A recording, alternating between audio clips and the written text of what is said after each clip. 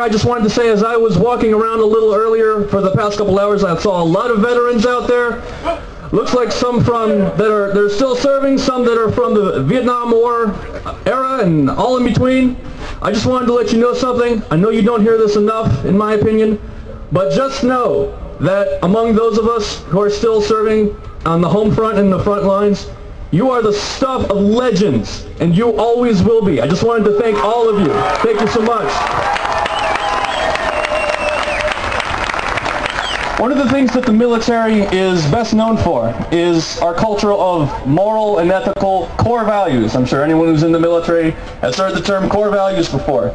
Each branch of service has its own list of highlights, but altogether we aspire to commitment, courage, duty, excellence, honor, integrity, loyalty, respect, and my personal favorite, selfless service, which is defined as, and you're going to like this, doing something for someone else without thought of reward or payment, being motivated by no concern for oneself but for others.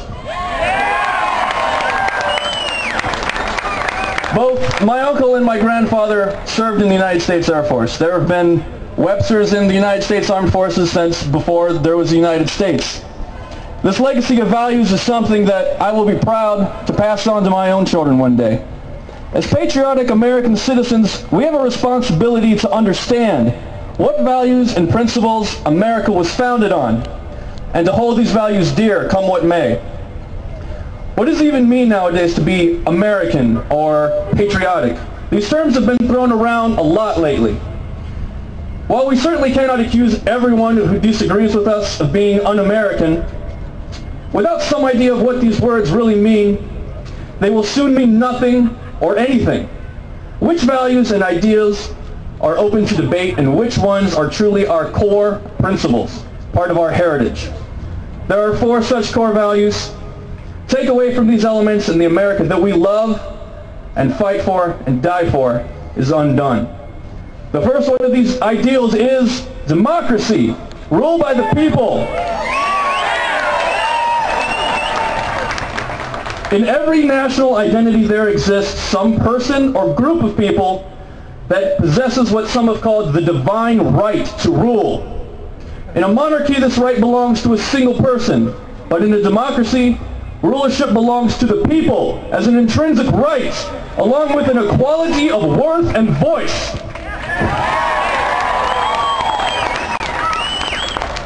Because we all possess an equal measure of the right to rule, many decisions we make are by majority, though this is held in check by our second core principle, the Republic, which is the rule of law over passions and prejudice. As a republic, America's government is to be restricted by law, and such legislation is made by leaders who are elected to represent. Too often, our leaders forget their place as representatives of the sovereign will of the people and imagine themselves fundamentally superior to us. The United States of America is a sovereign nation of many sovereign states, of which Ohio is one. A federation implies a high level of unity, higher than a coalition or an alliance. It also implies a high level of freedom, as opposed to a union or an empire. Only in a federation do the member states retain a measure of their own sovereignty. You may notice a common thread which weaves these first 3 core values together. This belief can best be expressed by a question. Where do rights come from? Do individuals have rights and delegate them to groups, even governments? Or do governments possess rights and bestow them to individuals? You answered correctly. Every ideal that our nation was founded on stems from the belief that it is the individual, the citizen, which is bestowed with certain unalienable rights. That rights belong first and foremost to the individual, and if the state possesses any power whatsoever, it is only because the people have delegated that right. This is the reason that we, the American patriots, have always stood opposed to those who see governments or their rulers as the source of power and basic rights. From tyrannical monarchies, such as the European crowns of the late 18th century, to the single-party dominions of communist empires, to the modern socialistic movements within our own borders today. Individualism must be preserved as our nation, or any like nation, may stand much longer.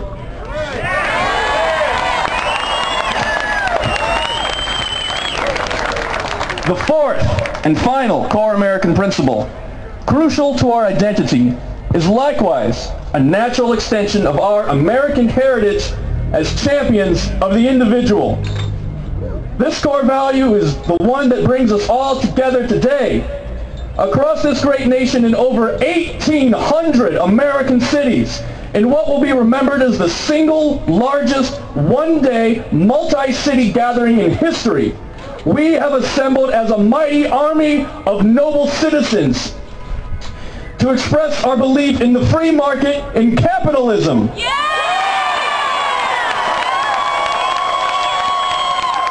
We are here to remind ourselves, our leaders, and the world beyond that America's market must regain and retain its freedom. That for America, socialism is quite simply not an option.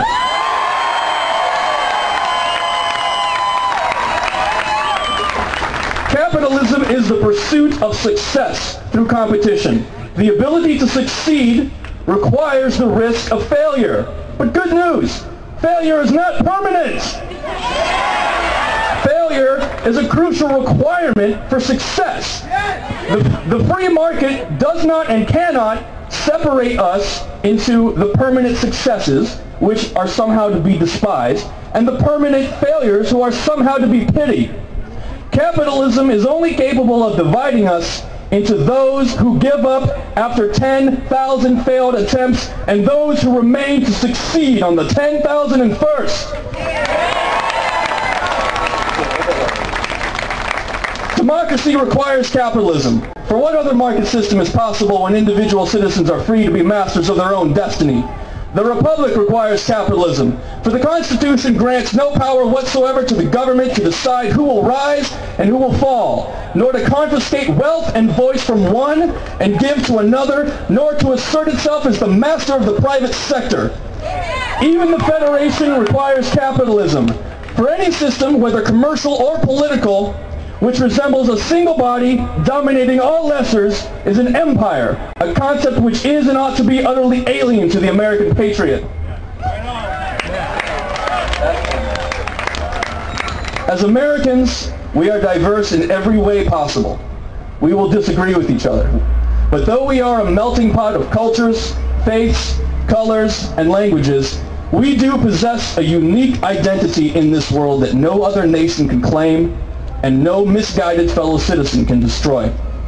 We believe in the individual as the source of rights. We believe citizens are the noble class, not just the huddled masses.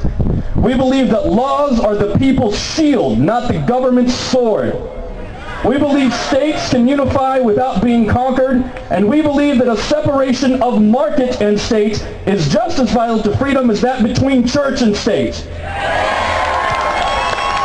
Let us disagree on everything else and still embrace each other as patriotic brothers and sisters.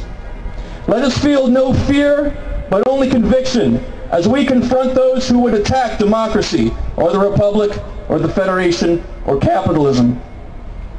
For such truly are un-American, and it should not be we who are made to feel ashamed because we know and have not forgotten what it means to be an American patriot. Thank you very much.